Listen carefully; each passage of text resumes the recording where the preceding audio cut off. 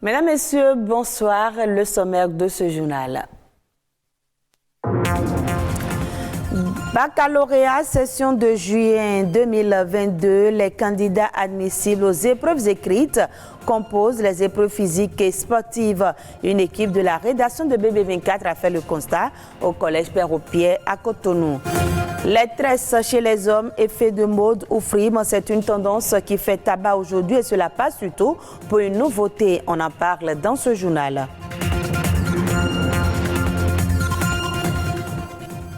Et puis l'entrepreneuriat connaît aujourd'hui un réel succès, mais on semble ignorer le rôle de la femme dans la croissance économique. Quelles sont les difficultés de financement quand on parle d'entrepreneuriat féminin au Bénin? La réponse à suivre.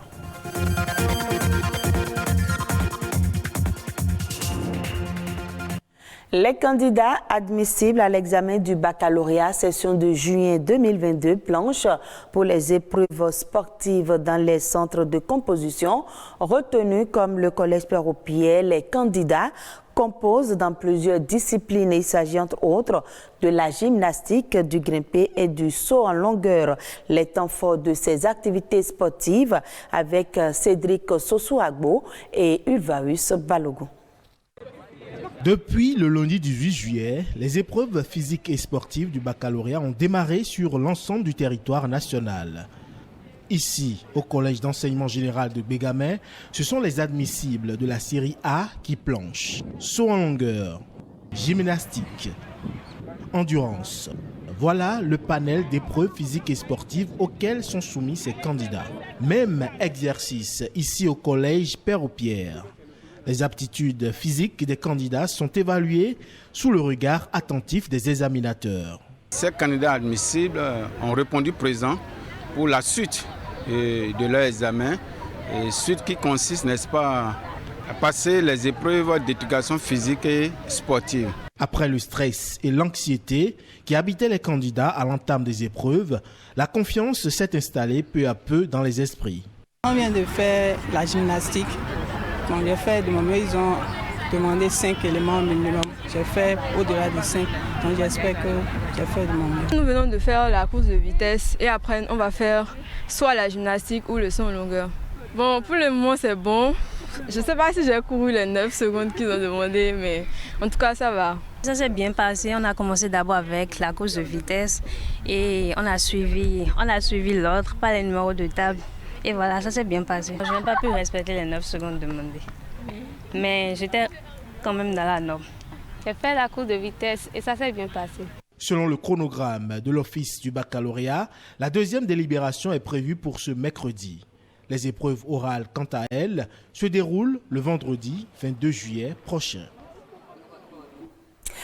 Jusqu'ici, impensable, les tresses pour hommes tendent aujourd'hui à se démocratiser. Pratique exclusivement féminine, il y a encore peu, se tresser les cheveux devient la tendance en termes de mode capillaire masculine. Mais les tresses chez les hommes, est-ce un effet de mode ou une frime? Emmanuela Agbessi, Fenou Thérèse Bogbanou se sont intéressés au sujet présenté par Ulvaeus Balogun.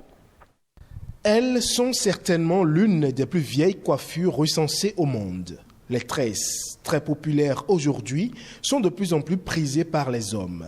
Et les raisons de ce choix sont diverses. Il y a des gens, ils le portent pour la forme, mais pour nous c'est un vœu de Nazareth. Cela veut dire que c'est de ne jamais se raser, comme la Bible a dit, même les barbes. Donc nous on le suit. Porter les cheveux, c'est rester naturel. C'est être en contact avec l'Éternel. Moi, je ne l'ai pas choisi. Ce n'est pas révélation spirituelle. Donc, avant ma naissance, ils ont déjà dit de ne pas me coiffer les cheveux. Ultra tendance, les main braids ou tresses pour hommes reflètent pourtant un phénomène qui existait depuis les temps anciens. On ne peut pas dire, quand on parle de coiffure dans les sociétés traditionnelles africaines, que c'est spécifiquement réservé aux femmes et que les hommes ne se coiffent pas en Afrique. C'est lorsque nous avons été assujettis à des méthodes coloniales qu'au fil du temps, nous avons délaissé certaines pratiques. Et lorsqu'on voit aujourd'hui des hommes coiffés de cette manière un peu, ça semble étrange. Malheureusement, les personnes assumant leur tresse font fréquemment face aux moqueries et aux regards des autres. Nous, on est un peu mal vus par la société. On nous voit un peu différemment à travers, déjà voir moi mon style avec les piercings et tout. Les gens peut-être ont tendance à lire d'autres manières notre allure, mais ce n'est pas négatif. Ça n'a pas d'incidence sur notre personnalité. Dans la société, je pense que c'est la conduite de l'homme qui représente l'homme. Une perception discriminatoire qui sera le fruit de la stigmatisation. Le regard de la société reste un regard de niveau de compréhension. Si vous jugez quelque chose, vous ne pouvez juger que par rapport aux informations que vous détenez. Donc s'il est clair que vous avez évolué dans un paradigme où on vous a dit que ces types de coiffures sont étranges, sont diaboliques, c'est normal que vous stigmatisez ceux qui les portent. Il nous revient à nous, qui sommes des initiés, de pouvoir donner le bon exemple pour que de plus en plus le regard que les gens portent sur les porteurs de ces coiffures dans la société africaine change. Autant chez les femmes que chez les hommes, les tresses, au-delà d'être un effet de mode, apparaissent plutôt comme un choix. Parlons maintenant de l'entrepreneuriat féminin. Les stéréotypes du genre continuent d'avoir un impact sur le choix des métiers. Aujourd'hui encore, nombre de métiers restent liés à l'image masculine et leur féminisation est quasi inexistante. L'entrepreneuriat lui-même reste également associé à l'homme et pourtant, c'est un domaine investi aujourd'hui par les femmes.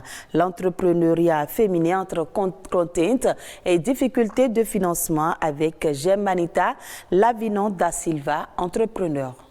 L'entrepreneuriat féminin au Bénin se porte bien, se porte comme un charme, on peut dire, parce que les femmes se battent. On constate que les femmes se battent sur le terrain. En général, il y a l'éternelle difficulté du financement. Les gens n'ont pas accès au financement. Ils ont les idées, mais ils n'ont pas accès au financement. En tant que femme, la difficulté majeure, c'est arriver à s'affirmer sur le terrain. C'est difficile d'arriver à s'affirmer sur le terrain parce que il y a des gens qui sont là et qui essaient de freiner votre élan par de petites bassesses. Déjà, il faut être passionné par ce qu'on fait. La solution que moi je propose, c'est que les structures de microfinance, qu'ils aient plus confiance en nous, parce que c'est vrai qu'il y a des brebis galeuses sur le terrain, mais tout le monde n'est pas brebis galeuse. Il faut qu'ils essaient de sonder les entreprises et de voir quel est le travail acharné qui se fait déjà. Et sur cette base-là, de pouvoir prendre une décision s'ils peuvent financer quelqu'un ou pas.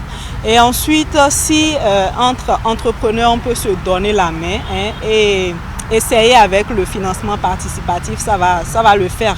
Nos mamans le faisaient, elles faisaient des tontines pour s'aider dans leurs activités. Si l'État peut accompagner les jeunes entrepreneurs, on lui dira merci.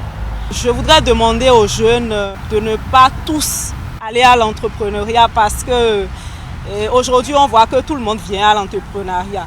Tout le monde ne peut pas venir à l'entrepreneuriat. Il faut qu'il y ait des gens pour travailler dans les structures étatiques, dans les sociétés privées et tout. Et il faut qu'il y ait d'autres aussi qui restent dans le domaine de l'entrepreneuriat. Donc il faut faire un sondage personnel, savoir quelles sont ses capacités pour pouvoir faire un choix de carrière dans la vie.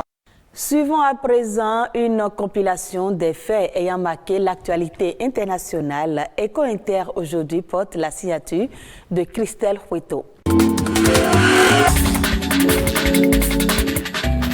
Le métal rouge, de par son statut de thermomètre de l'économie, a perdu 30% de sa valeur depuis mars. Le coût du cuivre est passé sous la barre des $7,000, soit environ 6 millions de francs CFA la tonne, sur le London Metal Exchange, un niveau qu'il n'avait plus atteint depuis novembre 2020. Un coup de froid qui ne touche pas uniquement le cuivre. Tous les autres métaux industriels sont aussi touchés, de l'aluminium au zinc, en passant par le nickel. La tendance générale est à la baisse.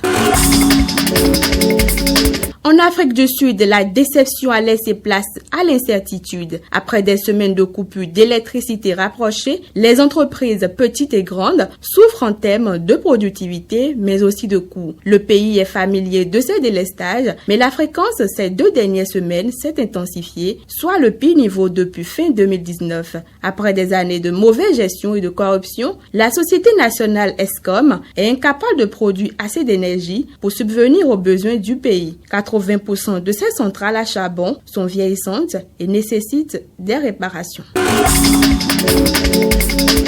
Le mercure monte et ne cesse de monter dans les Agounes. En Gironde, plusieurs hectares sont partis en fumée et 34 000 personnes ont été évacuées d'urgence. Pas de répit donc pour les pompiers. Après une journée harassante, avec de nombreuses reprises du feu, des vents changeants et une chaleur écrasante, les forêts continuent de brûler ce mardi.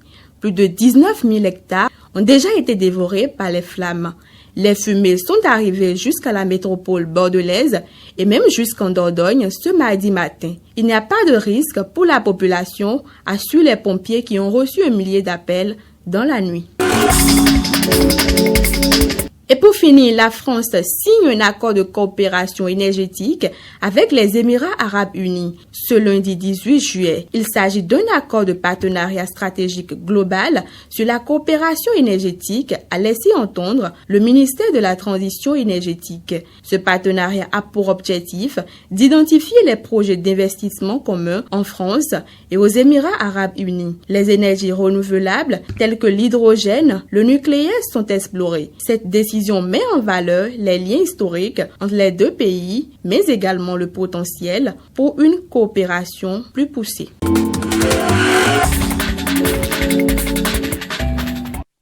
Et ce sera tout pour ce journal. À revoir sur le www.ortb.bj. Merci de nous avoir suivis et très bonne suite de nos programmes.